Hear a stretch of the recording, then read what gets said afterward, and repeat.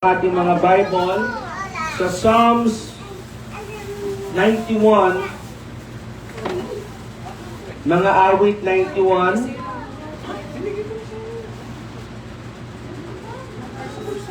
verse 1 to 16.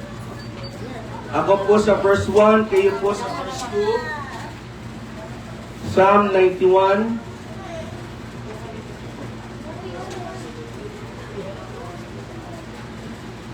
Alright? Are you there?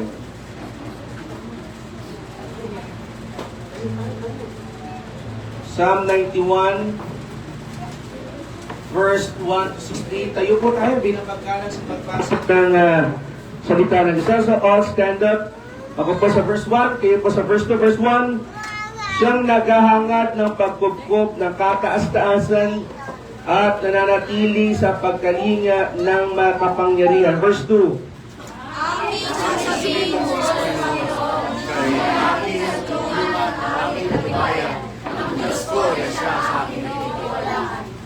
verse 3, sa panganib at bitag, ikay kanyang ililigtas, at kahit anumang matinding salot ay hindi ka magdaranas. Verse 4,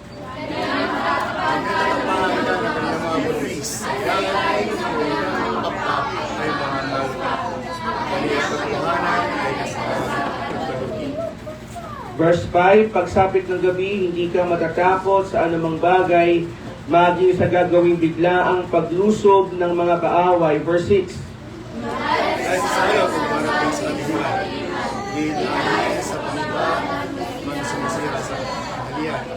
verse 7, kahit na mabuwal sa iyong harapan ng 1,000 tao, sa iyong paligid ang bilang ng patay, maging 10,000, hindi ka matatakot at makitiyak mong hindi ka maano. Verse 8, kayo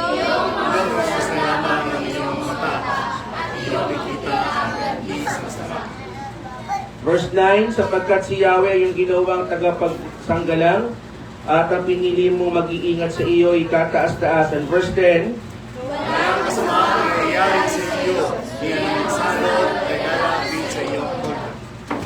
verse 11, sa kanyang mga anghel, itatagubilin saan mang dako maparoon, tiyak kang iingatan. Verse 12,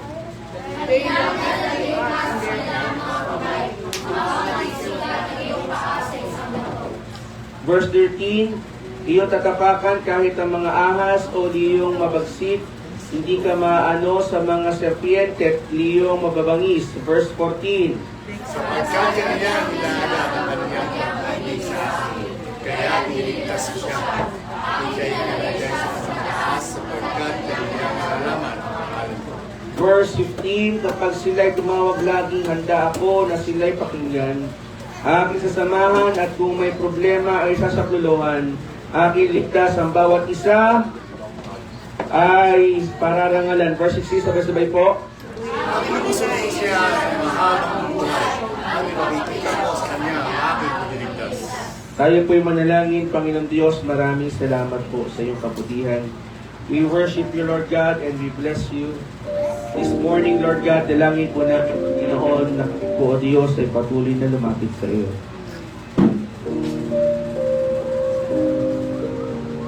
Panginoon, kami po'y humihingi sa aming mga nagawang pagkakasala, aming mga pagkukulang. Kami po, Diyos, ay lumalapit sa iyo. Pakinggan niyo po kami, Panginoon.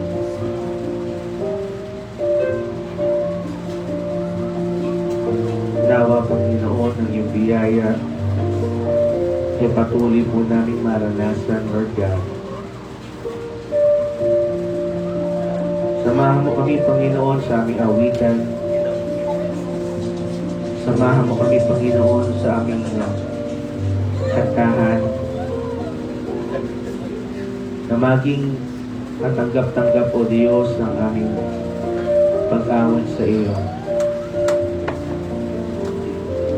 Maraming salamat po, Panginoon.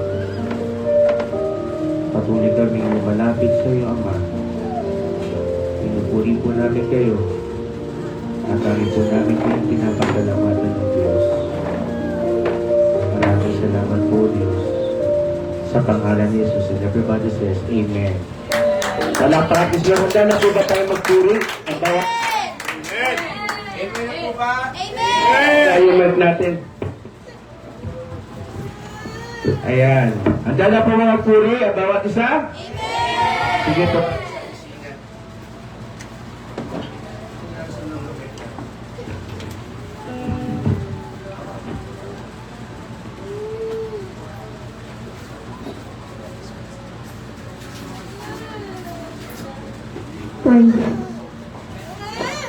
Again, handa na po ba kayo nagpuri sa ating Panginoon?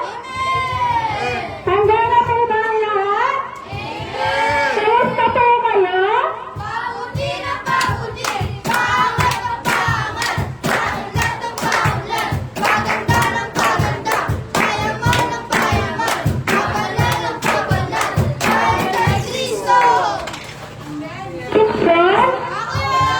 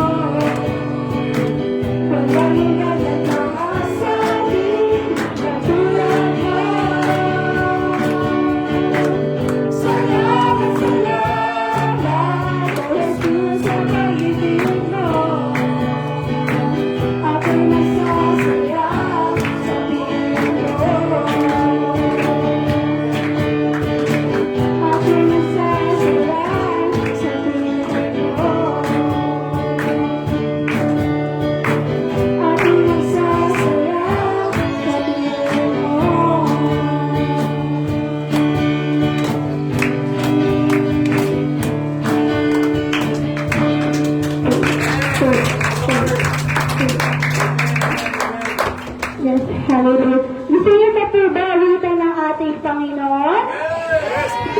Pinagalitan ng ating Panginoon?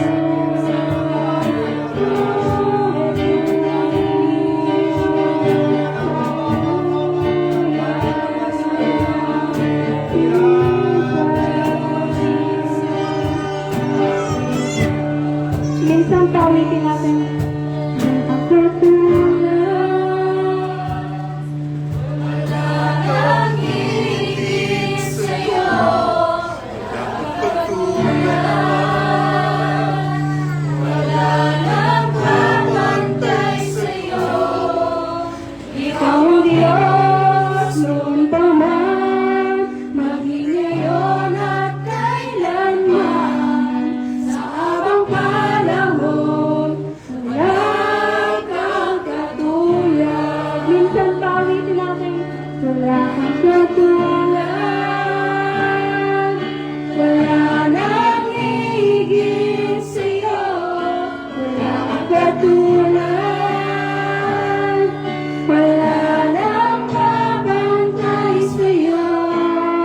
Ikaw ang Diyos noon pa man, maging ngayon at kailanman, sa habang panahon, wala kang katulad. Sa habang panahon, wala kang katulad. Sa habang panahon, wala kang katulad.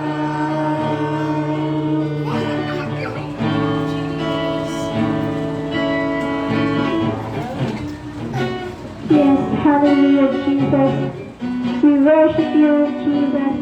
Lord, nawawalang. Tatayo dito sa harapan, Lord, nawawag mo po siya sa iyong likuran, Lord God. Nawawag God, bigyan mo po siya ng wisdom, knowledge, and understanding. Ganon din sa aming makikinig, Lord God. Nawawag God na may sa buhay namin ito, may tatak namin sa aming puso, sa aming isip, at i-apply namin sa aming buhay. In Jesus' name, Amen.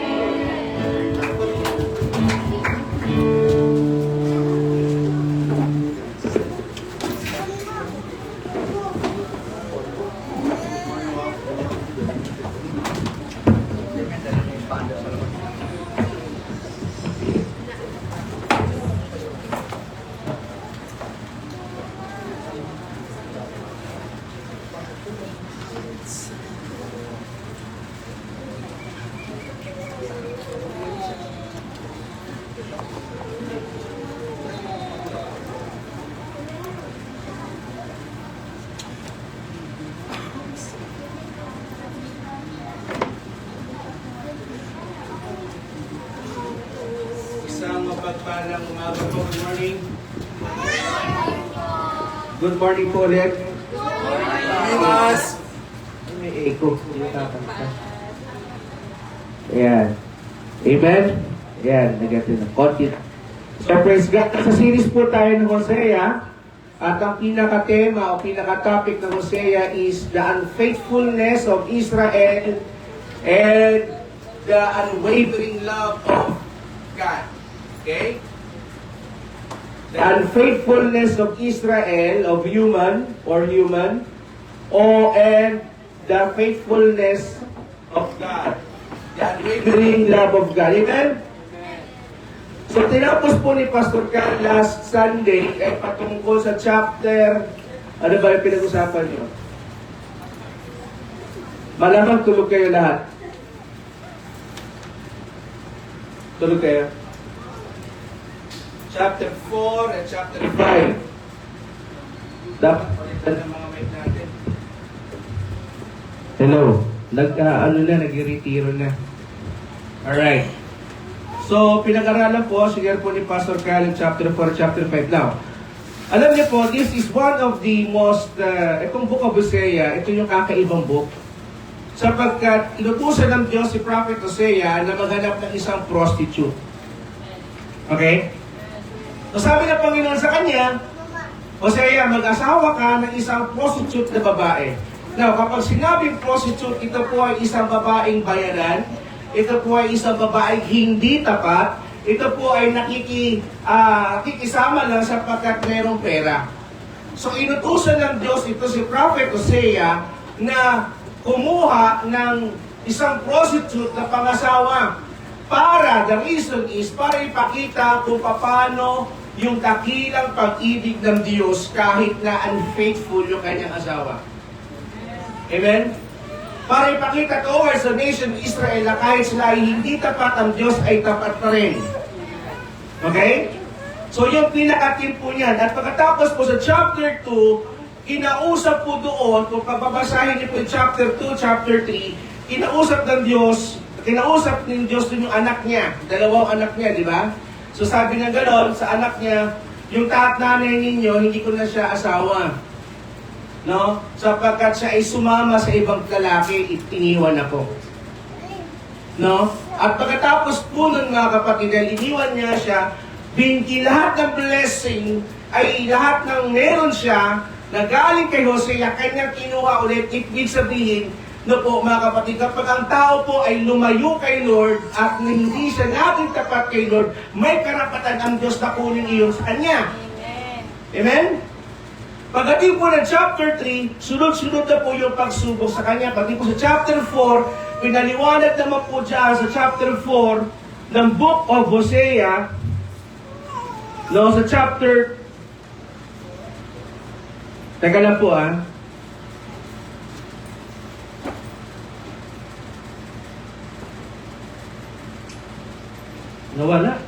Nawala yung notes ko. Sorry. Pwede making tubig. No? Tubig po. Yan.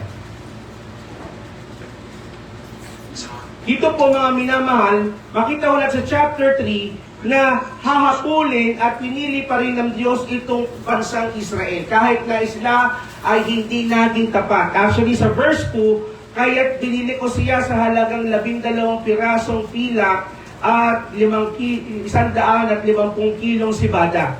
No? At sinabi niya sa kanya, manatili kang tapat sa akin. Huwag ka ng mga lunya o makipagtalik sa ibang lalaki. Ako ang magiging tapat sa iyo. Yun po yung sabi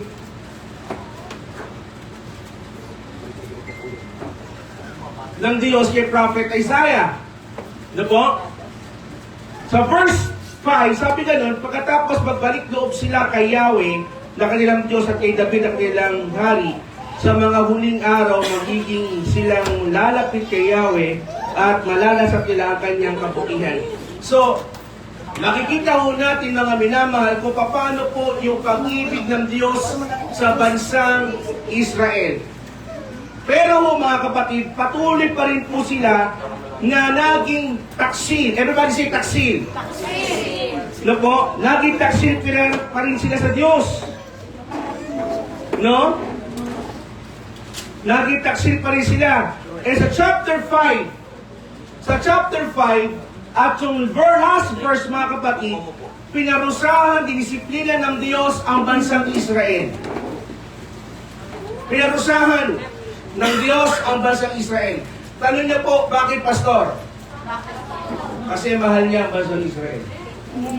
Ginamit ng Diyos ang mga pagsubok para sila ay matutong bumalik sa Diyos. Sabi sa Hosea chapter 5 verse 10, pagkatapos ay babalik ako sa aking tahanan.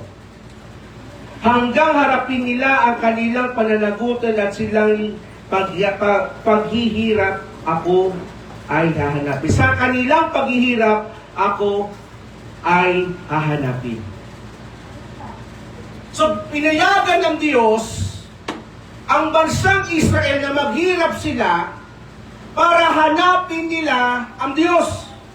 Minsan sa buhay natin mga kapatid, kapag tayo po ay pinagpala ng Diyos, nakakalimot tayo sa Diyos. Amen? Natindihan niyo po ba ako?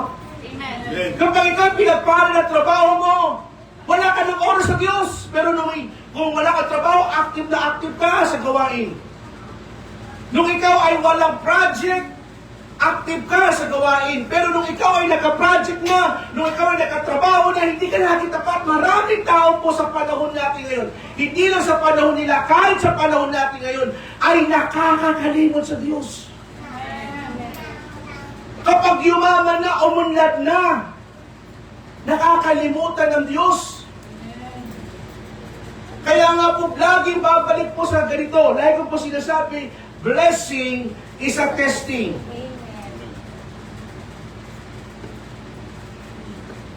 Ako po'y naimbitahan doon sa Macau, 2 simbahan mga naka-invite sa akin. At sabi ko sa kanila, kayo'y nagtatrabaho dito. Sabi nila, opo, pastor. Salamat, ready give you pumasahe ko. Tapos, bakit ka nagtatrabaho dito? Isasagot nila sa pera. Amen? Okay. Subukan mo magtrabaho ng 1 linggo. Tanggal ka sa trabaho mo. Takot na takot kang hindi sumunod sa amo mo. Amen? Kapag yung amo mo nagsabi, pumasok ka, papasok ka, kahit may nagdat ka. Pero sa Diyos, hindi tayo takot. Hindi tayo takot. Pero kung titignan natin all, lahat ng pagpapala na meron tayo ay galing sa Diyos. Ikaw, nung pinanganak ka, anong meron dala mo? Wala. Wala ho tayong dala. Pero ba rito nung pinanganak, may hikaw na ginto sa ilong? Wala. Kahit na gano'ng kapango ang ilong mo, biyaya ng Diyos yan. Hindi lang siya, Pastor. Totoo. Marami nakakakalimot sa Diyos. Mas takot sa boss kaysa sa Diyos. Kaya sabi ko sa kanila, takot kayo sa boss nyo. Pero sa Diyos, hindi. Kung magdesisyon kaya ang Diyos na pauwiin kayo, may magagawa ang boss mo? Wala. Hindi dapat tayo matakot sa boss natin, matakot tayo lalo sa Diyos. Ganun ho dapat ang prinsipyo. Ang problema ho natin kasi mga kapatid sa panahon natin ngayon, no po, nakakakalimot tayo sa Panginoon. Aminin natin sa hindi, nakakalimot na kayo, Lord eh.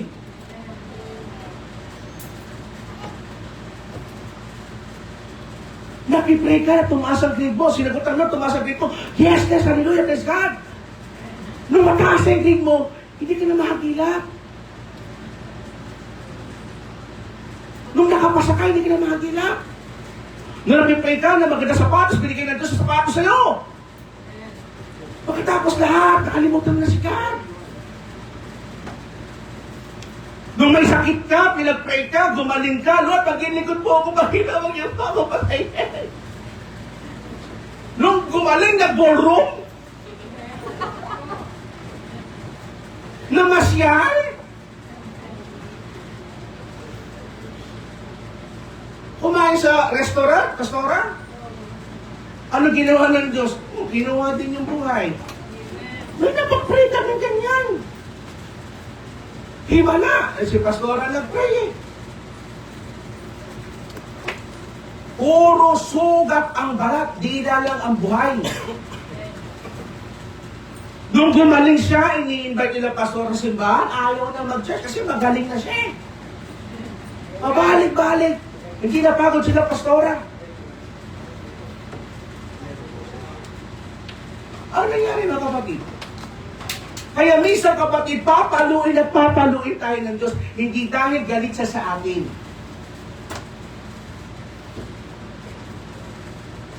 Hindi dahil galit ng Diyos sa atin. Kundi mahal niya tayo.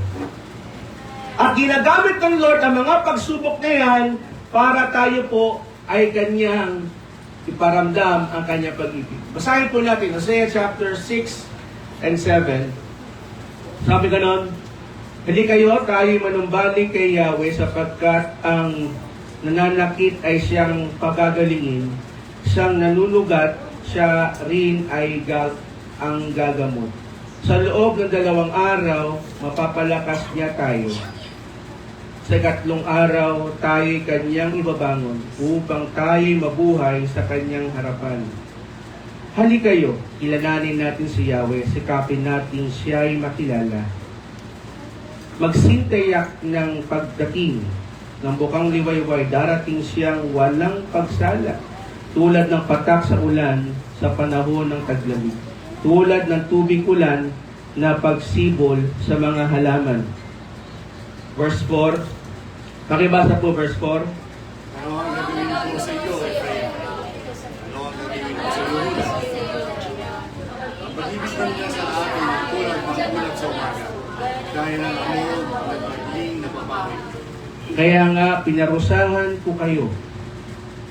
sa pamamagitan ng mga propeta at pinagpapatay sa pamamagitan ng aking salita, simbilis ng kidlat ang katuparan ng aking hatol. Verse 6. Mula sa pag-ibig ang nais ko sa hindi handog. Mula sa Diyos sa halip na handog isinusulong. Ngunit tulad ni Adan, ay sumira kayo sa aking kasunduan, nagtaksil kayo sa aking pag-ibig. Verse 8. Ang gilyad ay lungsod ng mga masalanan. Tigma sa dugo ng mga masalanan. Nagkakaisa ang mga pari, parang mga tulisang nag-aabang at ibiktimahin. Pumapatay sila sa daang patungo sa Shechem. Mabigat na kasalanan ang ginawa nila. Verse 10.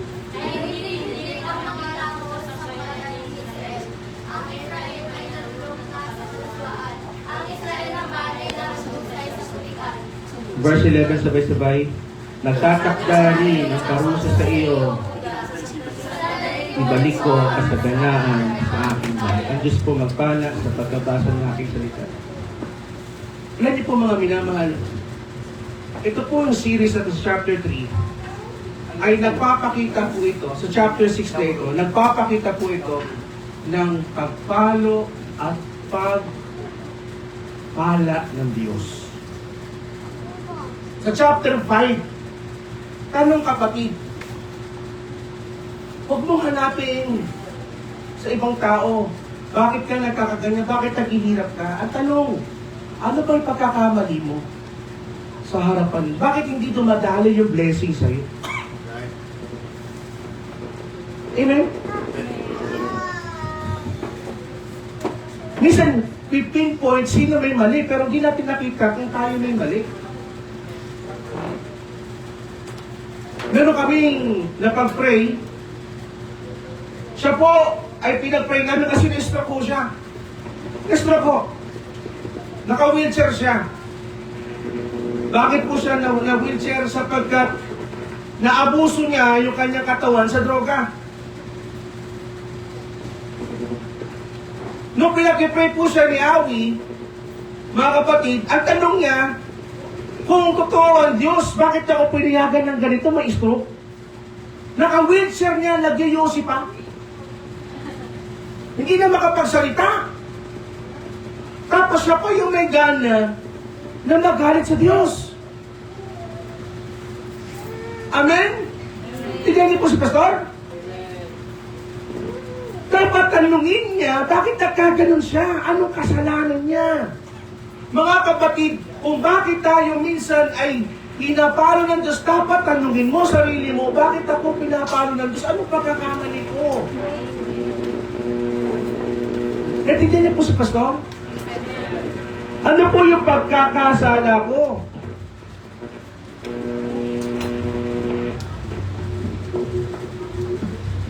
Lahat ng mic natin pati no? Pag nangala ako mag-mic, dali. So, ganun gusto sabihin ng Diyos, mga kapatid? Ang gusto ng Panginoon, na-realize natin, saan tayo nagkamali? Kung bakit, Lord, bakit kaya nagkaganito? Bakit ako nagkasakit? Nag-pray naman ako. Tanong ko, nag-pray ka nga, inaabuso mo naman katawan mo. Amen. Nag-church ka nga, pero may galit ka sa puso mo. Hindi po sa Kristo. Ganun ang sinasabi nito mga kapatid. No, kaya minsan, merong pagpalo ang Diyos sa kanila. Kaya sabi nga sa verse 50 ng Hosea chapter 5 verse 15, pagkatapos ay babalik ako sa aking tahanan hanggang sa harapin nila ako sa kanilang pananagutan, may repentance sila at sa kanilang paghihirap. Chapter 5 po yan ng Hosea chapter 5 verse 15. Sa kanilang paghihirap, hahanapin nila ang Diyos. Kapatid, minsan sa buhay natin, ginagamit ng Diyos ang paghihirap para hanapin mo siya. Ginagamit ng Diyos ang sakit para matuto kang lumapit sa Kanya. Ginagamit ng Diyos na mawalan ka ng trabaho para matuto kang tumawag sa Kanya. Amen? Amen. Kasi bakit? Mahal ka ng Diyos. Amen? Ano po gusto ituro sa atin ng chapter 5 na ito? Number 1, the Lord loves those He discipline and blesses those who acknowledges Him. Mahal ng Diyos yung mga dinidisiplina niya. Kapag ikaw ay hindi dinidisiplina ng Diyos, kapatid, baka sabihin mo, hindi, okay lang yan kasi bless na bless ako, kapatid, teka, bakit hindi ka na ng Diyos? Baka yung blessing mo, hindi blessing ng Diyos yan, blessing sa talas yan. Kapag ang blessing, kapag ang blessing, ilalayo ka kay Lord, hindi sa Diyos yan. Dapat ang blessing ay patuloy kang napapalapit sa Diyos. Naintindihan niyo po ako? Amen. Yung blessing dapat napapalapit ka dito sa Panginoon. Hindi ito naglalayo sa iyo. Kapag ang pagpapala ay nagiging hadlang na sa iyo para mag-pray, makapag-devotion, makapag-church, kapatid, hindi na sa Diyos yan. Kasi lahat ng blessing dapat patungo niya sa Diyos. Tingnan natin dito mga kapatid, verse 1 to 3, Hosea chapter 1, chapter 6, verse 1 to 3. Hali kayo, tayo manumbalik kay Yahweh. You know, repentance. No? Hali kayo, manumbalik kay Yahweh. Bumalik ka sa Diyos. Ginamit ng Diyos yung pagsubok sa iyo, pinagamit ng Diyos yung sakit sa iyo, ginamit ng Diyos yung kaguluhan sa iyo, para ikaw ay manumbalik kay Yahweh. Bakit lumalayo ka na eh? Nung nawala ka sa church, nagbumura ka na. Nung nawala ka sa church, naging masahol ang ugali mo. Masahol na nga ugali mo nung kumakatin ka eh. Eh nung lumayo ka pa sa church, mas naging dragon ka pa. Amen? Kaya sabi ko nung dito ni Hosea, sabi ng Diyos dito, manumbalik kay Yahweh sapagkat ang nanakit ay siya rin magpapagaling. Kaya hindi niya po sa pastor. So, ibig sabihin, kapag bumalik ka kay Lord, pagkatapos ka disiplinahin, pagagalingin ka rin niya. Siya magbabalik nun. Tapos ano pa? No? Siyang nanugat, siya rin ang gagamot.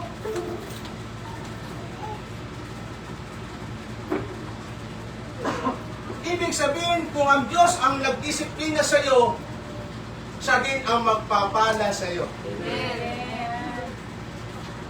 Sa loob ng 2 araw ay makalagpas tayo niya. Sa 3 araw tayo'y kanyang ibabangon upang tayo mabuhay sa kanyang harapan. Halin kayo, yun verse 3, kilalanin natin si Yahweh. Dapat kapatid, nakilala mo si Yahweh. Sa panahon na may pagsubok ka, dapat nakilala mo si Yahweh. Gano'n mo kakilala ang Diyos? Amen? Ano kung gano'n mo kakilala? Amen. Gano'n makilala ang Diyos, kapatid? Ang Diyos sa pagmahal, ang Diyos sa pagkapagaling, puro maganda, pero hindi mo naintindihan. Ang Diyos ay nagdidisiplina din.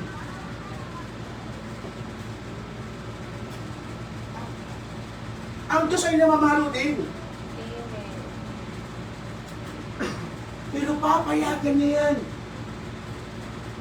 Para lumapit ka sa Kanya at makilala mo siya. Gagamitin niya yan para makilala mo siya. Ano po sabi ka ng mga kapatid? Kasi tiyak na pagdating ng mukhang liwayway, darating siyang walang pagsala. Tulad ng patak ng ulan sa panahon ng taglamig, tulad ng tag-ulan, tubig-ulan na pagsibol sa mga halaman. Alam niyo po mga kapatid, there are 2 rains sa Israel. The first rain, kapag ikaw magtatanim. The second rain, kapag ikaw mag-harvest. Kapag ikaw ay natutong mag-repent, pag sinabing repent, magbago ng pag-iisip. Kung ang isip mo, katarantaduhan, kasamaan, kalokohan, baguhin mo yan. Dapat maka-Diyos ang isipan mo. At doon dadaloy ang pagpapala ng Diyos sa iyong buhay. Doon dadaloy ang pagpapala ng Diyos sa iyo. Gusto pagpalay ka, pag-uwi mo pag-iisip mo. Kung makamundo sila, huwag kang makamundo. Dapat ikaw yung maging ilaw at asin sa lugar mo. Diba? Para sa ganun, yung dalawang blessing, yung dalawang tagulan ay maranasan mo. Next, mga kapatid, kasabi ko po ganun, Hebrews chapter 12, verse 6 to 12. Tingnan niyo po, sabi ganun ha. Sapagkat dinidisiplina ng Panginoon, ito po, sapagkat dinidisiplina ng Panginoon ang minamahal niya. Pinapalo ng Diyos yung mahal niya. Kaya kapatid, kung ikaw ay nakakaranas ng pagpalo ng Diyos, kapatid, magpasalamat ka, huwag ka magreklamo. Bakit? Minamahal ka ng Diyos. At pinapalo niya, tinuturing niyang anak. Kayo mga bata na pinapalo ng magulang nyo, okay na kahit sa magulang nyo. Mahal kayo nga, kaya pinapalo kayo. Yung tatay ko po, mga minamahal, lagi ako pinapalo nun. Lagi pinapalo nun. Saan nyo bakit? Namumupit ako. Oh. Nung bata ako, hindi ko maintindihan. Akala ko hindi ako mahal ng tatay ko. Pero pasalamat na lang ako sa tatay ko dahil pinalo niya ako. Kasi alam ko na masama ang mangupit. Kasi kung ako pastor ngayon at hindi ako pinalo, lahat ng cellphone nyo wala na yan. Inupit ko niyan. Kaya kayo mga anak na pinapalo ng magulang nyo, magpasalamat kayo sa magulang nyo. Kasi ayaw niya mapasama kayo. Pero kapag ang anak ay pinapabayaan na, sige, gawin mo, gawin mo. Matututoy ako ano-anong bisyo. Hindi nga naman tamat-tali. Ano pa sabi sa verse 7? Tiisin ninyo ang lahat ng hirap bilang patutuwi ng isang ama dahil ito'y kayo'y tinatanggap ng Diyos bilang tunay ng mga anak. Sinong anak ang hindi didisiplina ng kanyang ama? Kapag ikaw ay hindi pinapalo, baka hindi ka tunay na anak at hindi ka mahal.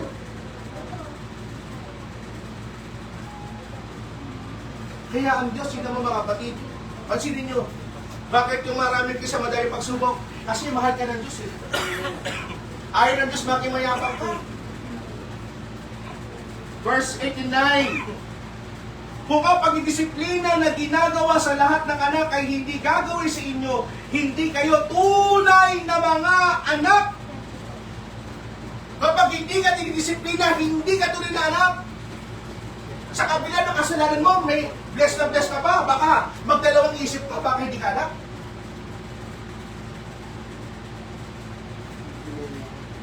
Amen. Sa kabila ng bisyo mo, ikaw ba patuloy pa binibless, baka hindi ka tuloy na anak.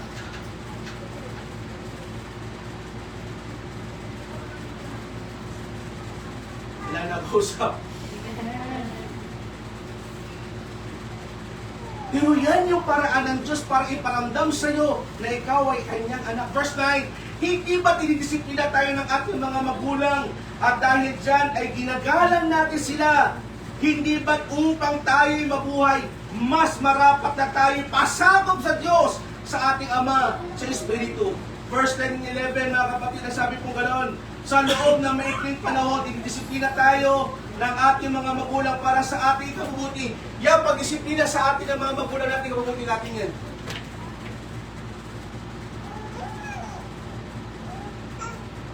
Yan, disiplina ng Diyos sa iyong buhay.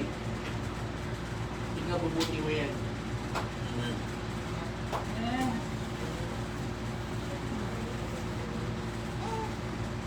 Bakit ba ako nagkasakit, Lord? Anong gusto?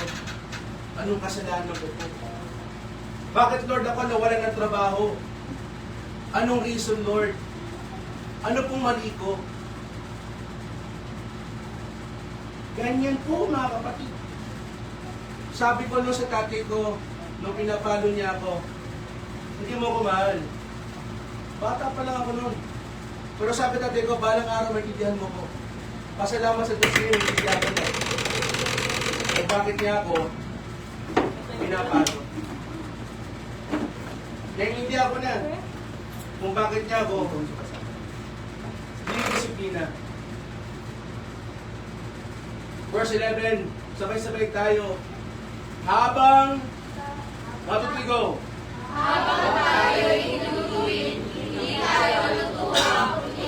Yan. Walang palong masarap. Yung sarap ang patalo. Pinagaling, ay sarap naman na kung magaling. Walang ganon. Di ba po? Sige, palo yung yan.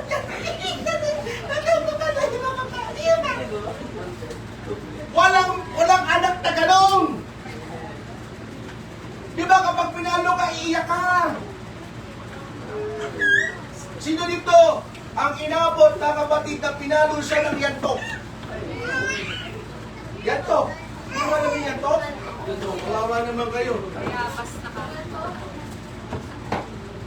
Nakaranas ang sinturon, tsinelas, suntok. Kapatid, hindi ko maintindihan yan eh. Konti lang yan. Habang tayo dito tuwing hindi tayo natutuwa.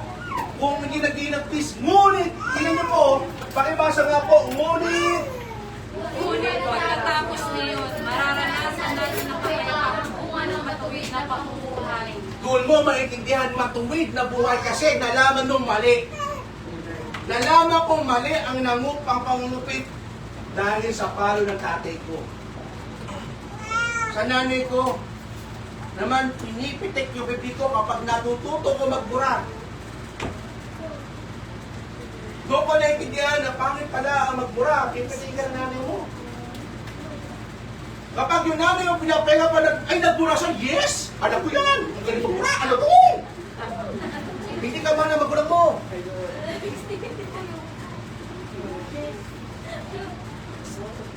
Sige anak, murahin mo pa. Murahin mo pa! Anak! Hindi mabuting magulang yan. Sa pulutan mo anak, tagsakan mo. Sige ako para sa'yo. Walang ganyan. Ang gagawin na magulang, ang matinong magulang anak, masama magbura. Tama?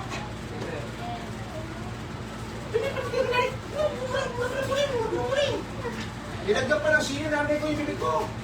Magbura ka pa, sige. Ay yung sili na buyo. Dinurog yun, dinagay sa bibila ko. Na-realize ko, masama magbura. Naging maayos ang buhay ko. Dahil sa disiplina ng magulang ko. Amen? Amen. Sige, Pastor Bernard. Kapag ikaw, disiplina ng Diyos, kapatid, mahal ka niya. Huwag kang magtatampo. Tanungin mo, Lord, ano po mali ko?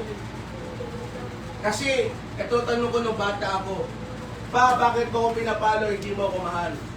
Dahil bata pa ako noon, nasabi dati ko, pagtanda mo, maiintindihan mo ko. Ngayon, matanda na ako, naiintindihan ko niya kung bakit ako pinapalo ng papa ko. Ganon din ang Diyos. Tanungin mo, Panginoon, ano pong pagkakamali ko? Bakit ako nasa ganitong sitwasyon ng buhay ko? Baka naman sumobra ka ng yabang sa buhay ko.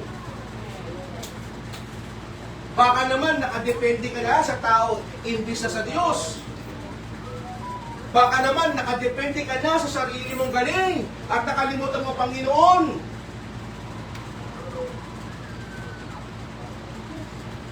Baka naman naging sobrahan ka sa materialism, at nakalimutan mo ang espiritual na buhay mo. Nakalimutan mo na mag-devotion. Nakalimutan mo na mag-pray. Nung ikaw ay walang cellphone, Lord, bigyan mo ko ng cellphone, mag-devotion ako, Lord. Lord, mag-devotion pa talaga ako, Panginoon. Papatugtog ako ng worship song. Nung nagka-cellphone na, puro K-pop ang pinapanood. Kaya yung hallelujah niya, ano nga sa'yo?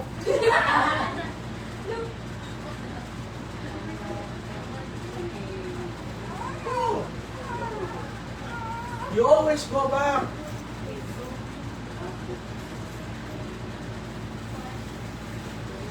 Kaya sabi ko doon sa tao, kasi sabi ko, Sabi namin niya, bakit ka ba pinagaling ng Lord? Ano ba promise mo? Sabi mo, maglilingkod ka sa Diyos, nasa na? May kasi si Pastor. Nasa na?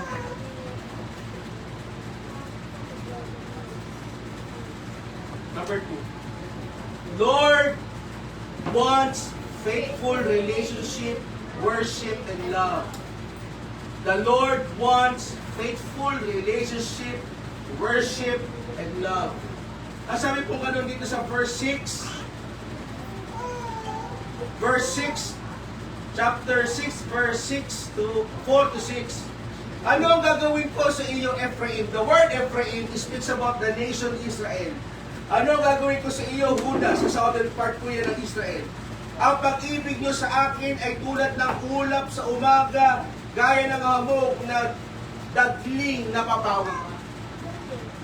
Parang hamog lang sa umaga na bigla-bigla na lang mawawala yung pag-ibig mo. Ngayon love mo si Lord, tapos mamaya hindi na. Parang mist lang. Parang hamog lang. Yung pag-ibig mo kay God. Pag-ibig mo si God, love mo si Lord kasi nakakakuha ka ng blessing. Maling pag-ibig yan. Love mo si God kasi kailangan mo. Pag hindi mo na kailangan si God, kakalimutan mo na.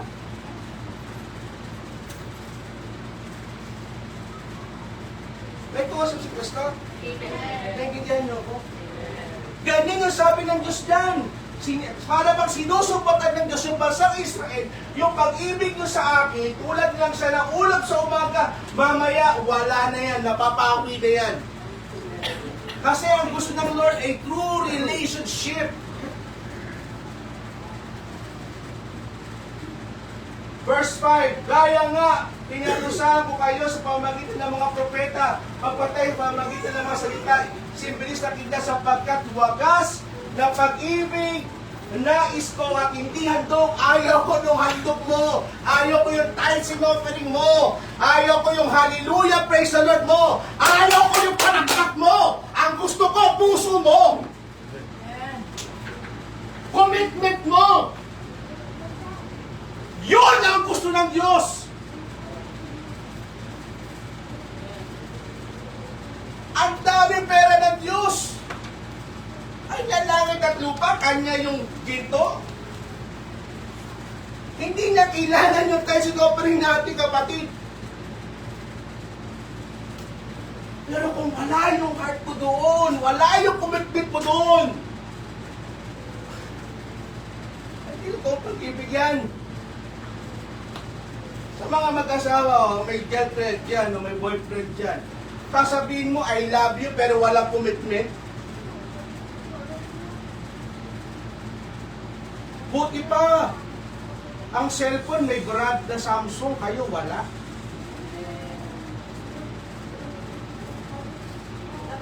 Hindi niyo gusto? Hindi niyo ako?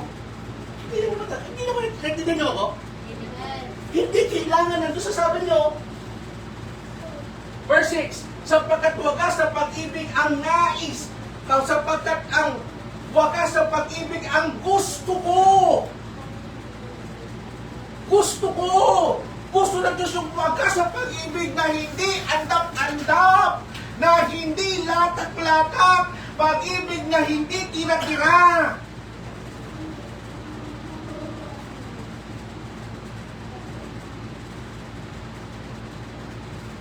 Bigyan mo na sa Diyos yan, papanis mo.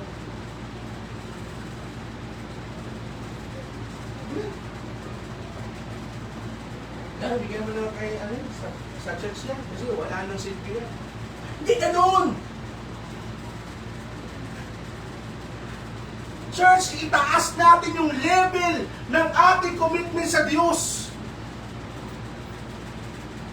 Wag puro latak. Kaya, bigyan ka ng pagkain na tira. Paano nakaraan linggo?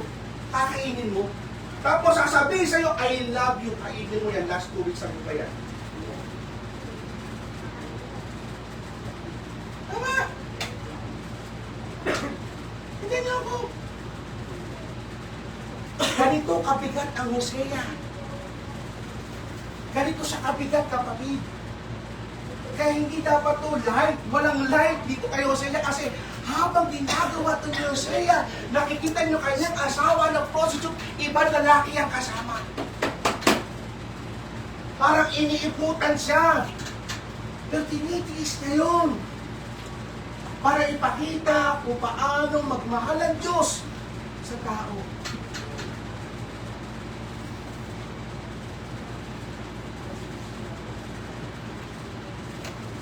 Paano mo masasabi na mahal mo ang Diyos kung hindi mo siya kilala? Pwede mo bang mahalin yung isang tao na hindi mo kilala? Pwede mo bang mahalin? Ikilalanin mo muna eh. Tama? Kilalanin mo muna siya. Baka siya ay mayroong problema sa utak o baka ito naman nagbabalat kayo lang yan. Balit kayo pala.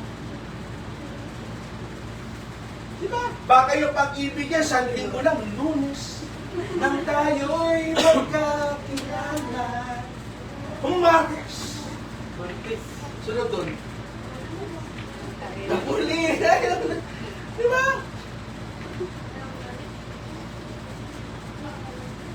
Dapat kilalanin mo yung mapapangasawa mo, yung makakarelasyon mo.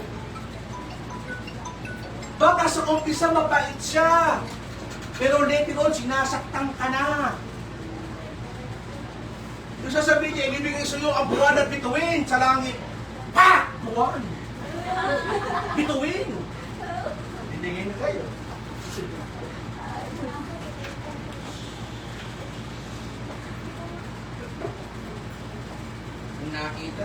Nakita ka ng buwan at bituin ka din.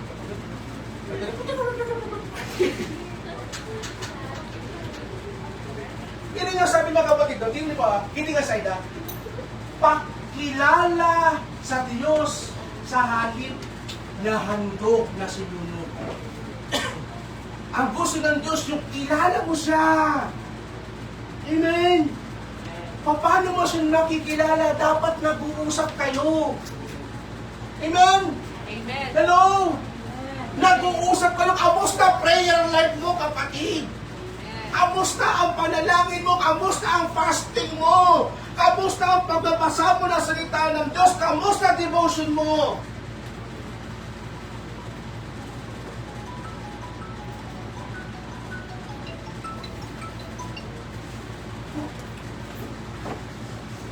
Hindi magaan ang book of Hosea.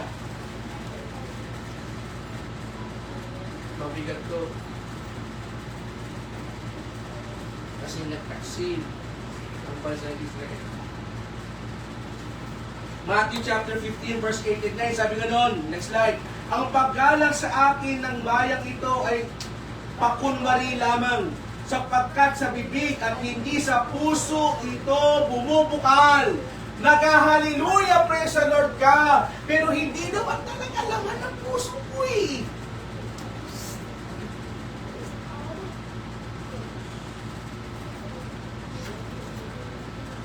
Verse 9, walang kabuluhan na kanilang pagsamba sapagkat itinuturo nilang galing sa Diyos ang kanilang mga utos. Verse 11, nang makita ito ng mga Pariseo, tinanong nila ang kanilang mga alagad, bakit sa halip na sumasalo kayo? Kasi yung that time na yan, mga Pariseo, mga kapatid, puro stricto, puro batas, puro ritual.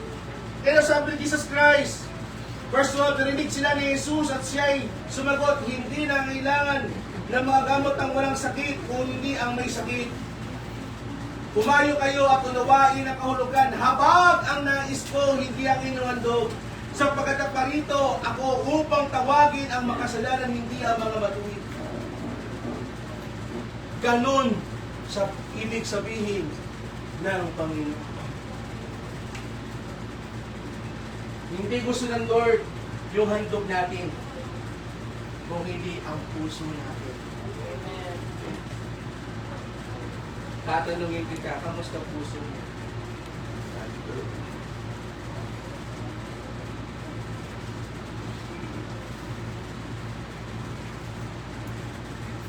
Let's go to chapter 7. Mga kapatid, dito po, mga minamahal, nung expose na po ng number 4 points.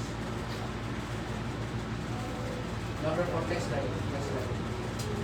Oh, sorry po, the Lord will expose what we cover up. Sorry po, namali ako ng type. The Lord will expose what we have covered up.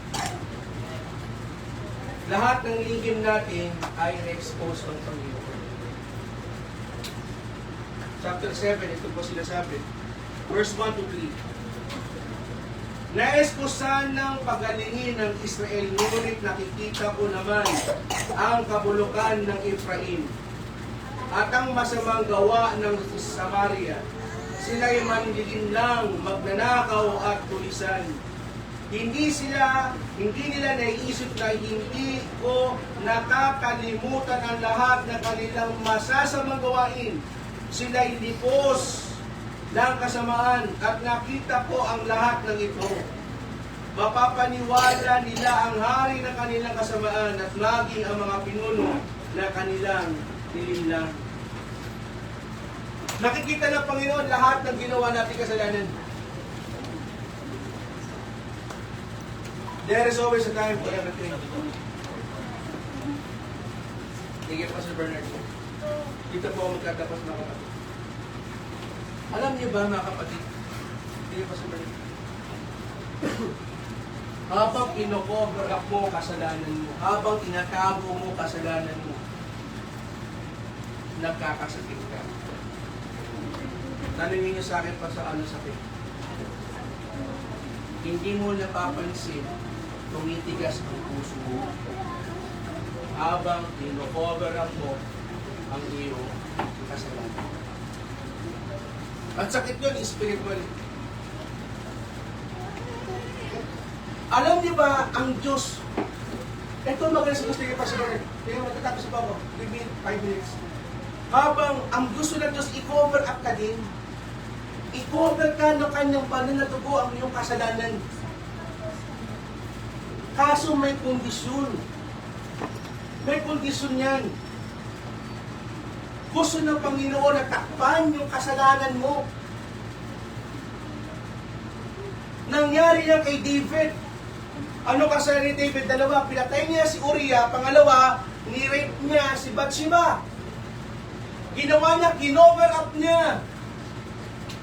Tinago niya ng lihim. Ayaw niya ipaalam. Kasi tinitingnan niya yung image niya. Kailangan yung image ko maayos kasi hari ako. Cover up siya na cover up. Hanggang isang araw, dumating si Prophet Nathan.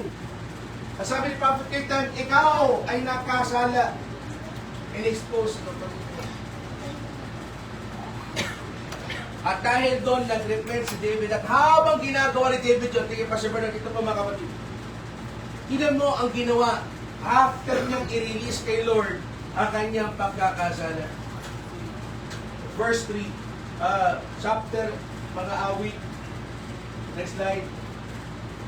Chapter 32, verse 1-3. Mapalad ang taong pinatawad ng kasalanan at pinatawad rin ang kanyang mga pagsalangsang. Mapalad ang taong hindi pinaparatangan sa harap ni Yahweh, hindi siya nanlinlang. Bakit? Tingnan nyo ang kalagayan. Tingnan pa sa Bernard. Yung mga taong hindi marunong mag-repent, magsisi, humingi ng tawad sa Diyos. Tingnan nyo po verse 3. Nang hindi ko pa naihahayag ang aking mga sala, nung hindi ko pa sinasabi sa Diyos ang aking mga kasalanan, ang aking mga kalokohan, ang aking mali, ang aking pagsisinungaling, yung aking pagkukunwari sa harapan ng Diyos. Ano naramdaman niya mga kapatid? Ako'y nanghina at maghapong pagluha. Bakit? Nakokonsensya si David kasi nakapatay siya ng inosenteng tao. Nirip niya si Bathsheba. Nakonsensya siya, kapatid, hindi ka patutulugin yan. Kaya yung prayer ko sa mga congressman, ganyan eh. Kaya tingin mo mga eye bag nila, laki na.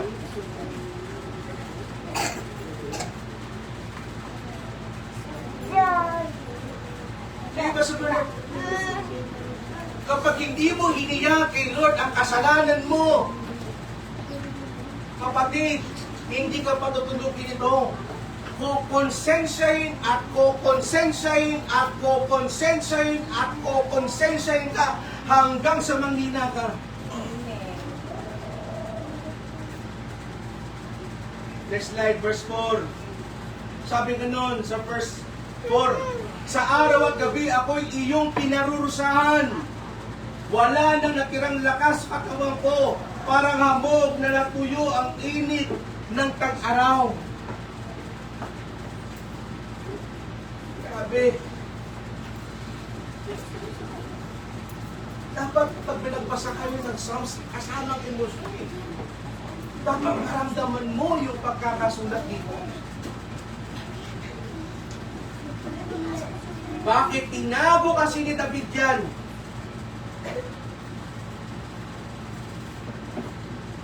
Tinago ni David. Verse 5, tinan niyo po, verse ang ganda. Sabay-sabay tayo, verse 5, what did it go? Kaya't At ang kasalanan ko'y aking, anong ginawa? Inamin. Anong ginawa ng Diyos? Mga pagkakamali ko'y hindi nilihim. Ano nangyari? Ako'y nagpasyang ipagtapat at ang mga sala ko'y anong ginawa ng Diyos?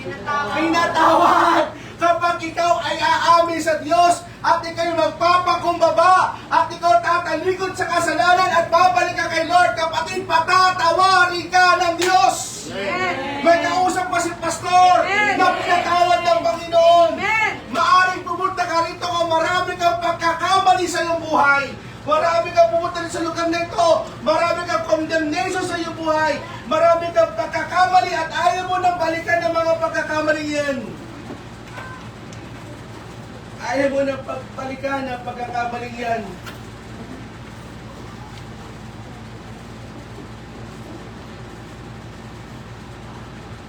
Lord, yung ano po yan eh.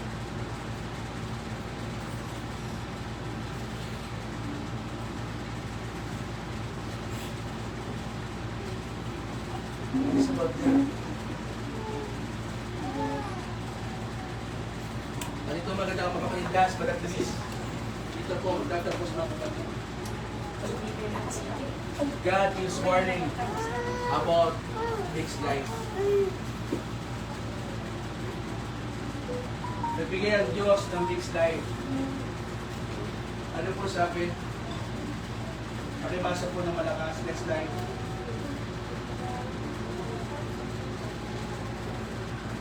Next slide. Pakibasa po. Rodrigo. nakikisama ang Efraim sa mga sumasamba sa Diyos at mga sususa. Katulad din tinapay na hindi lubusang ito. Inuubos ng mga dayuhan ang lakas ni Efraim, ngunit hindi niya ito namamalaya. Pagbubuti ang kanyang buhok, hindi niya ito nabakasip. Ang Panginoon ng Israel papahamak sa kanya. Man, ayaw nilang numbalik kay Yahweh na kanilang Diyos. Ayaw nilang hanapin ang kanilang Diyos. Mga kapatid, huwag natin kayahin ang bansang Israel.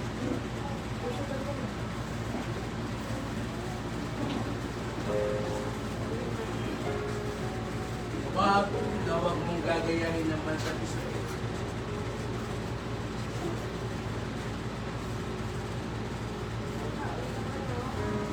Paano kung huli ng lahat, hindi ka na makapag-repent, kaya kamatay ka na.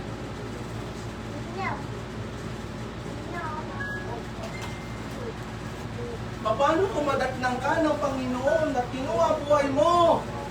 Ang kaisa-isa mong buhay habang nag-e-enjoy ka sa kasalanan.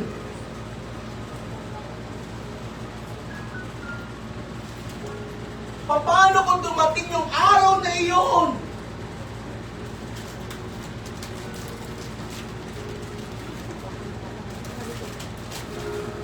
Anong mukhang ihaharap mo sa Diyos? Pag humarap ka sa Kanya, yung kaisa-isa mong buhay na yan,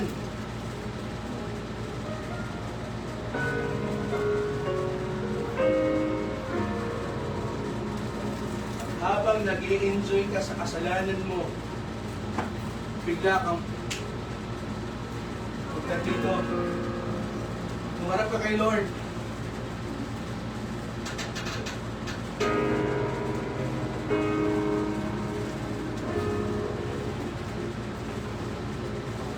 Anong gagawin mo? Anong sasabihin mo sa Kanya?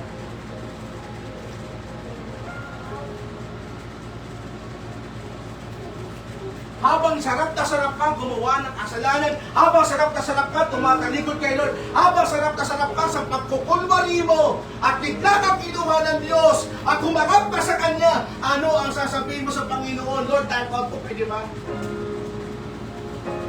Lahat tayo dito may isang buhay lang.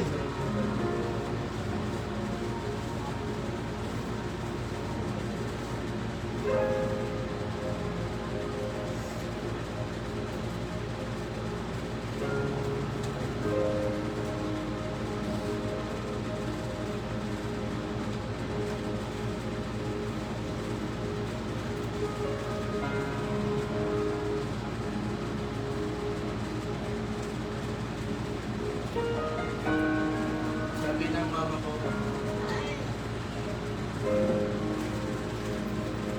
may isang buhay ako. Pero kahit na ganito kalagayan, gusto ko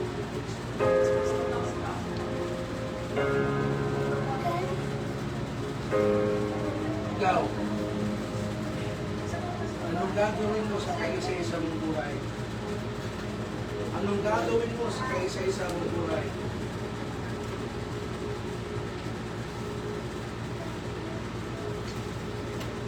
Anong gagawin mo?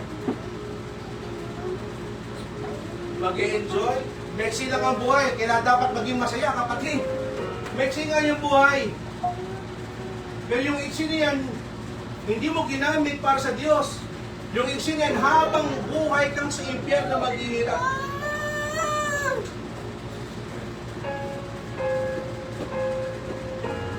Ibalit ang iksi ng buhay ko sa pagdilingkod ng Diyos.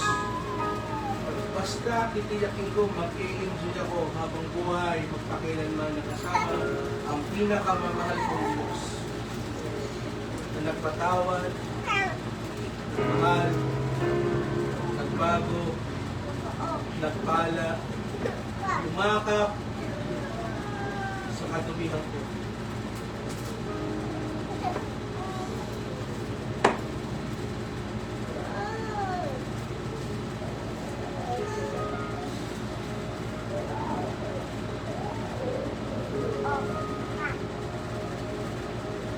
Sa bagay lang po, pinapasalamat ko sa Diyos. Ligtas niya ako mula sa apoy ng impyerno at hindi ko ito sasayangin. Tatanong kita, ikaw, kamusta ka? Anong gagawin mo sa buhay mo? Kagaya ka ba ng Israel na patuloy na danay sa Diyos, patuloy magkakaksil,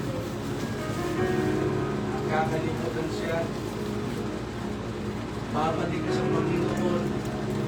Lord, lilingkod po ko sa iyo. Magdaganap ako ng mga tao sa kaharian mo.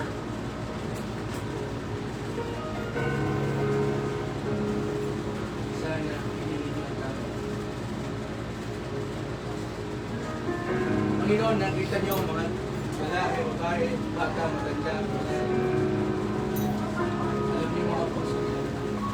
Nakikita mo kalagayan nila. Sana, Lord, may tama ka ng desisyon sa kanila. Sana, Lord. Let's all stand up.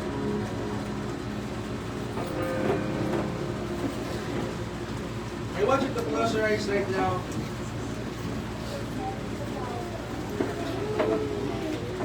Just close your eyes right now. And I want you to talk to God right now.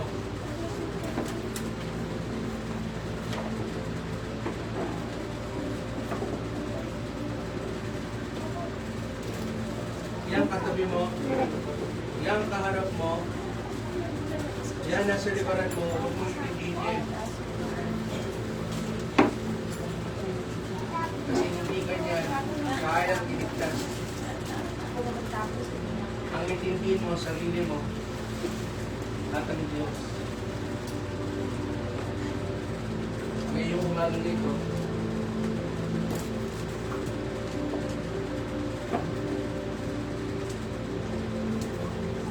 just close your eyes. Pikit mo yung mga mata. Kausapin mo dito.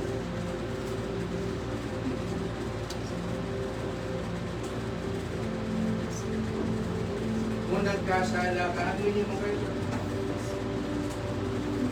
Anuhin mo sa Lord, Lord, saan po ka nagkamali? Ano po pagkakasala ka?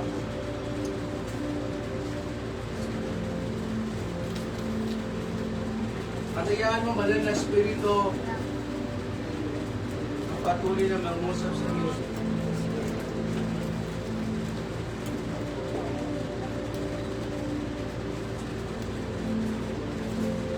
Just close your eyes. Kausapin mo ang Panginoon.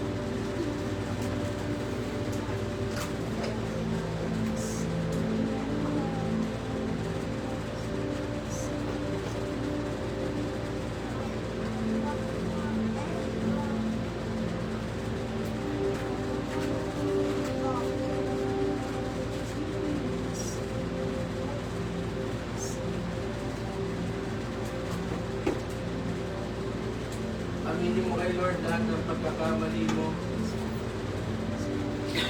lahat ng pagkakasala mo, lahat ng pagkukulang mo.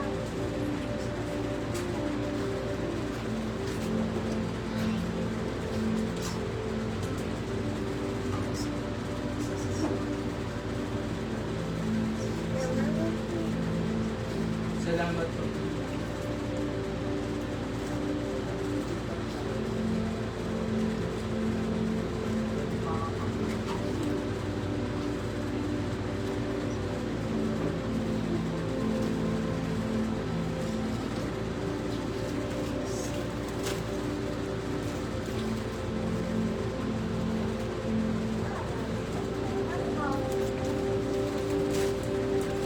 Kapatid, habang nakapikit ka, repent! Magsisi ka sa kasalanan mo. Repent! Humingi ka ng tawad sa Diyos.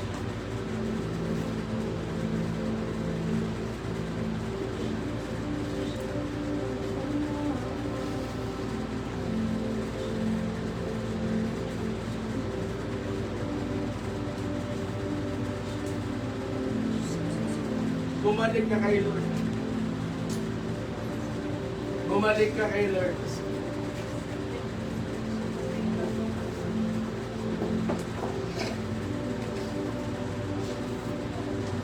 Bumalik ka kay Lord.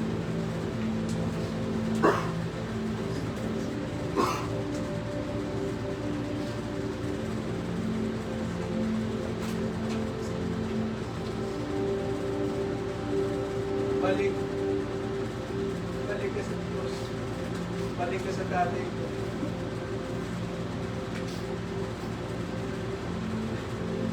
At ibabalik din ng Diyos lahat ng nawala sa iyo. Kalikuran mo na lahat ng kasalanan na meron ka.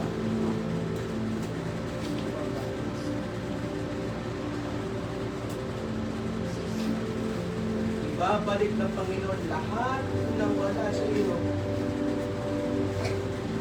Kung babalik ka sa Kanya.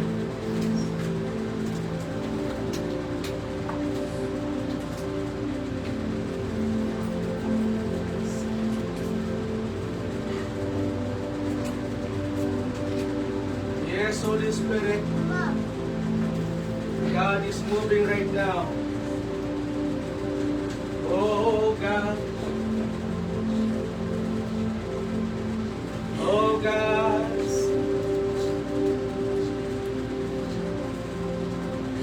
Baka nakalimot ka na sa Diyos. Baka nagmalaki ka na.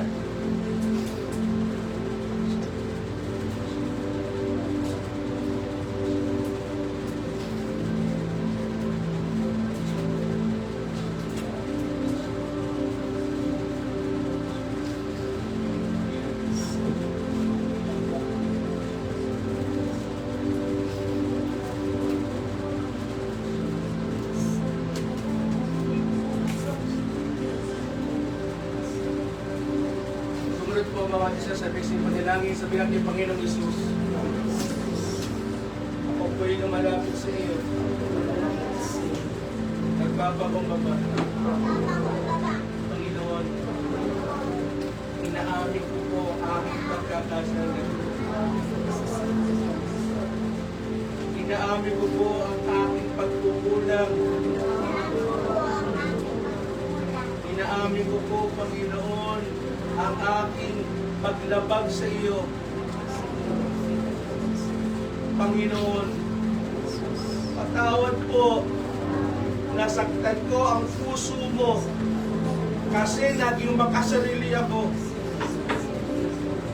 Patawad, Panginoon, naging mapagmataas ako kasi nakalimutan ko ng lahat ng meron ako ay galing sa iyo.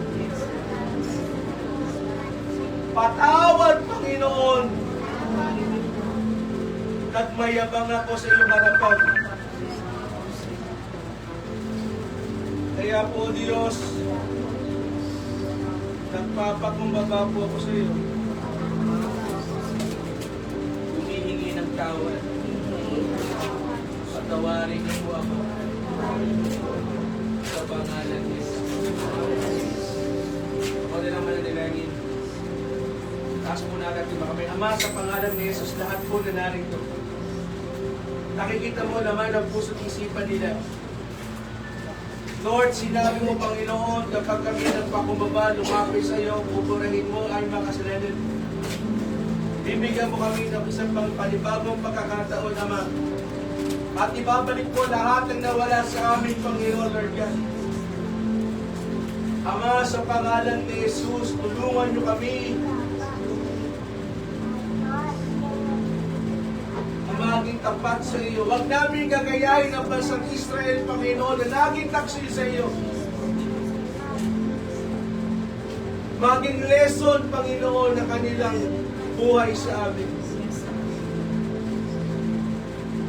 Ama, sa pangalan ni Jesus right now, lahat ng may sakit at may karamdaman, in the mighty name of Jesus, be healed in Jesus' name. Be healed in the mighty name of Jesus. Be healed in Jesus' name. Lahat na mayroong problema, bigyan mo na solusyon, Ama, sa pangalan ni Jesus. Sa pangalan ni Jesus.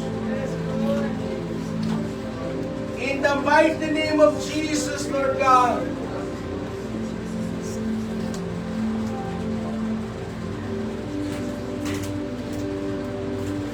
Salamat sa pagpapatawad mo sa amin, Panginoon. Salamat po sa mensahe ng Pogo Hosea, Lord God. Na pagmuli mo, tinuturo sa amin. Pagpalain niyo po kami, Panginoon. Ikaw lamang po ang parangalan namin aming buhay. Ikaw lamang po patuloy na matakilaw, Diyos. Ikaw lamang po ang dapat sambahin. Maraming salamat po, Ama. Sa pangalan ni Jesus, lahat na nagmamahal sa Diyos, magsabi ng Amen. Amen. Walang kami, Lord, makapulong pagbawan siya. Sige po, itago natin ating mga sarili sa ating tithes and offering.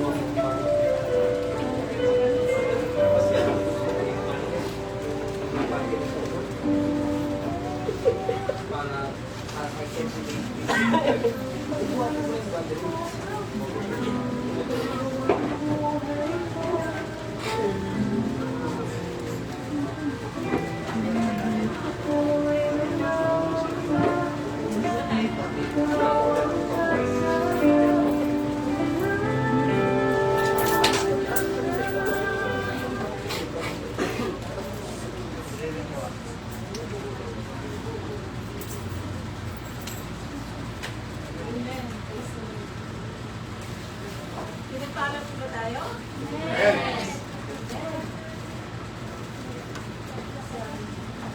Minsan masakit na masakit ko lang totoo. Amen po ba? Amen. So gusto ko lang po bago tayo bago pa natin pag-pray yung kahit sa mga play. Gusto ko lang po magpasalamat sa Lord.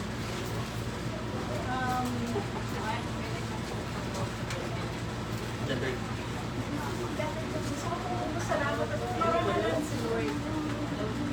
Sa araw na to, kasi nakabalik po kami ng safe. Sabihan na ng Lord, galing Macau. We give glory and honor to the Lord. Salamat sa Panginoon. Sa Ecclesiastes chapter 3 verse 11. Pero NIV yung NLT version. Sabi doon sa Ecclesiastes 3:11, the Lord will make all things beautiful in His time.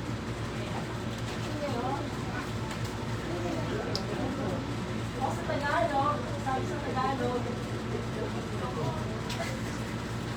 ginawa niya ang bawat bagay na maganda sa kapanahunan niyaon. Nilagay niya ang sanlibutan sa kanilang puso na pagiging matawos ng tao ang gawa na ginawa ng Diyos mula sa pasimula hanggang sa wakas.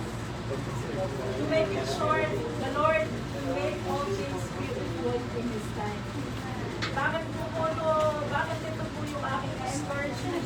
Kasi papasalamat ako sa Lord dahil kung hindi ko ako nakakilala sa Kanya, hindi ko nabunasa ng Panginoon.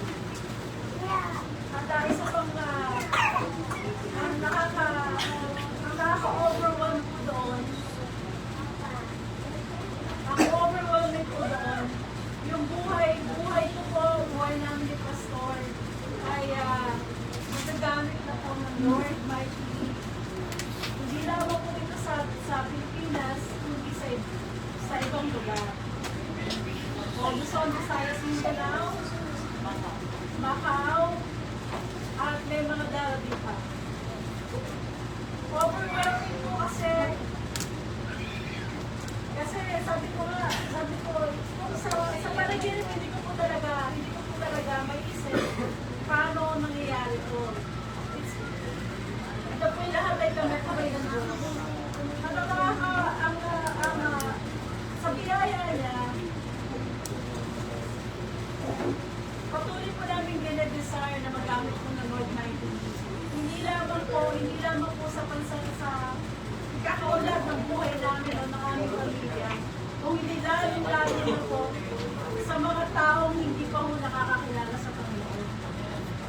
Dahil kung di ko alam, dito nga lang sa atin sa Pilipinas, makikita natin talaga makikita nyo na kayo tayo dito na nagdumadalo ng Bible study or ng church, makikita natin yung pagkakaiba natin doon sa mga hindi dumadalo. Kaya magkaroon tayo ng puso, magkaroon tayo na maabot sila. Pero sabi nga, bakit pa kasi lumalabas pa kayo ng Pilipinas? Marami naman dito hindi nakakakilala, di ba? Pero ano bang pangalan ng church natin, di ba? Yahweh the Great I Am, and Global Harvest Church Incorporated. Pag sinabi mong global, hindi lamang po tayo ng Pilipinas. Amen po ba? So, kung bawat isa po na natin ito, yung pagpapala na tinatanggap natin, sana hindi lang po sa atin, hindi lang sa pamilya, hindi lang sa kakaunad ng negosyo o ng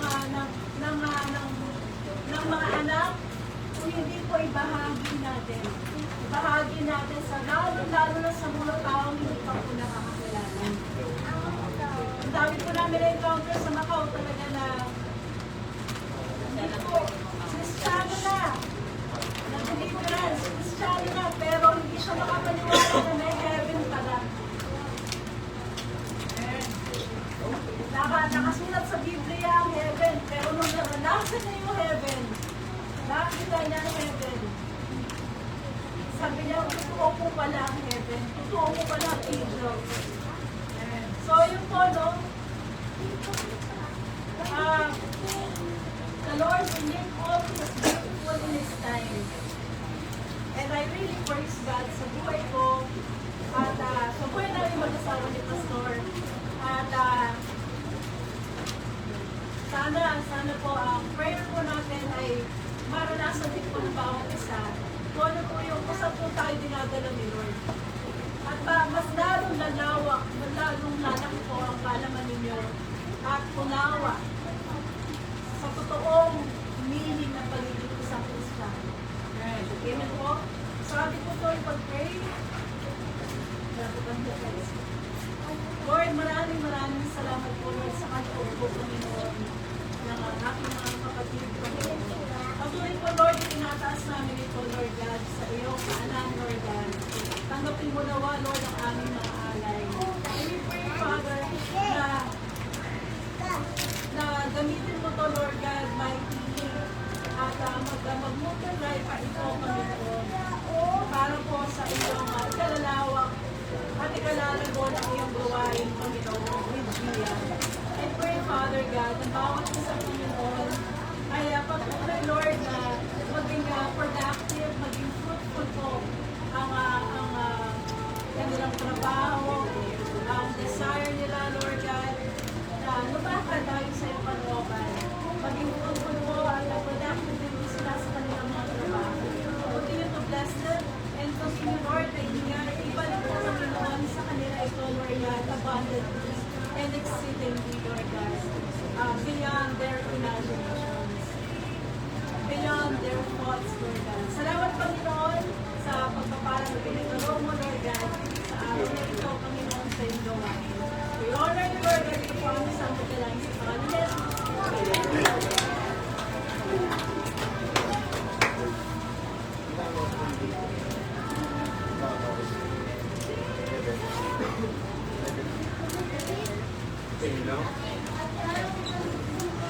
Announcement po mga kapatid, may soaking po tayo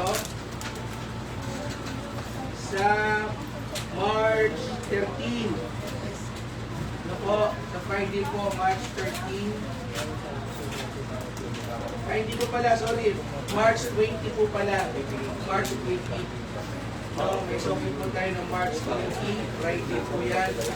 Tapos, encounter seminar po natin sa March 14 sa Luzon.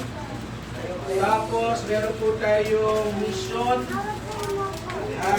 conference April 16 and 17 sa Alcala, Pangasinan.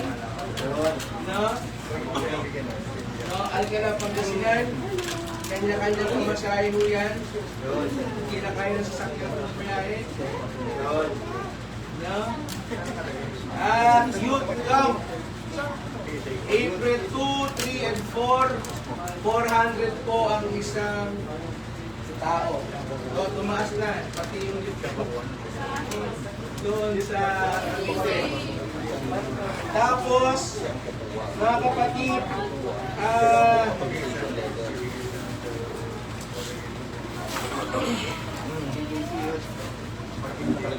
meron pong retreat sa amin, sa bahay namin sa Bulacan, April 24. Overnight po yun. Kung gustong sumama, mag-swimming, you know,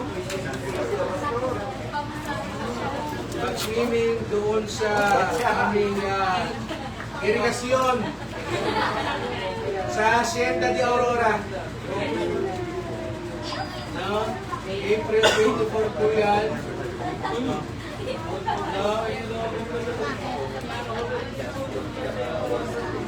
So youth camp, April 2, 3, and 4.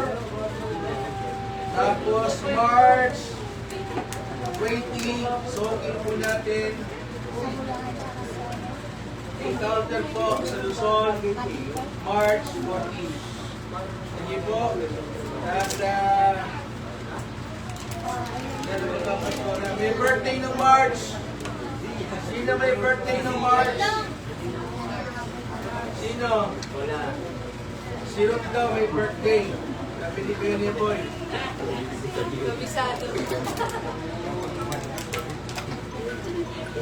Sino po ang may birthday ng March? Wala. Si Ate Lea may birthday. Wala si Ate Lea dito. Sino pa ba may birthday ng March? Wala. Iniringnan. Sige po, tuwagin natin si Pastor Evelyn para sa closing prayer. Pastor,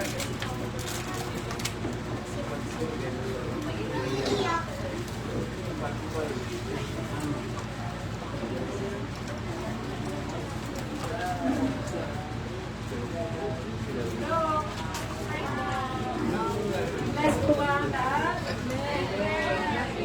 Po, tayo po ay tumayo para sa ating closing prayer. Hallelujah. Hallelujah. Tunay nga po ang makapangyarihan. Salamat po Panginoon sa mga salita na aming narinig sa umaga nito.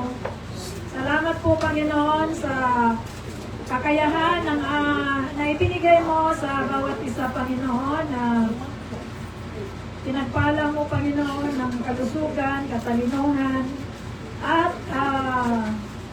palakasan Panginoon sa ng pagkilos ng banal na espiritu na dinala mo ang bawat isa sa umaga nito.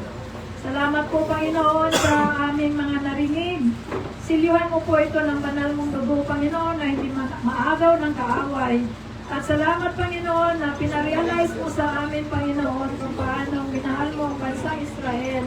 At kahit na sila Panginoon ay nakaranas ng mga pagsubok, nagyan pa rin Panginoon, inaranas mo ang iyong pag-ibig. Ganon din sa amin, Panginoon.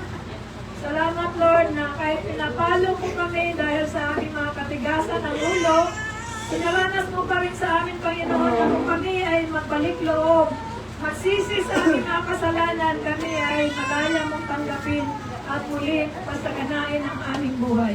Salamat po sa mga salita mo, Panginoon, at dalangin namin, Panginoon, na kami ay mamuhay ayon sa iyong mga salita. At ang lahat ng ito, Panginoon, namin pinapasalamat sa pangalan ni Jesus. Sa lahat magsabi ng Taas na dating makamay. Ama, sa pangalan sa akin dinideklara na uulan ng pagpapala sa kanilang buhay. Dadaloy ang healing, dadaloy po ang prosperity, dadaloy po ang promotion, dadaloy po ang unstoppable increase sa kanila sapagkat yan po ang nais mo. Maraming salamat po Ama sa mainyo dakilang pag-ibig ng Ama, ang biyaya ng Panginoon sa Kristo at pagsama ng Banal na Espiritu. Kayo ay forever blessed. In Jesus' name, Amen.